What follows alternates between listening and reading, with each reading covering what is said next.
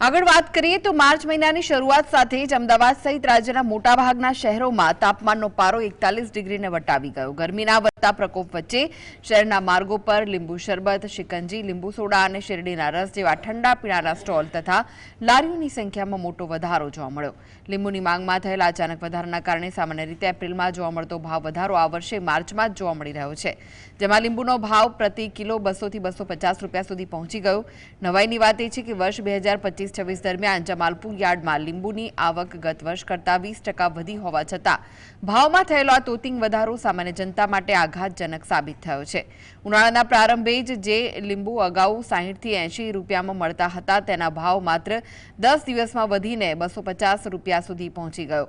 ઉલ્લેખનીય છે કે વર્ષ 2024-25ની સરખામણીએ વર્ષ 2025-26 દરમિયાન જમાલપુર યાર્ડમાં લીંબુની વાર્ષિક આવક 31,000 ક્વિન્ટલ વધીને કુલ 1.75 લાખ ક્વિન્ટલ થઈ હોવા છતાં ભાવમાં તોતિંગ વધારો જોવા મળી રહ્યો છે।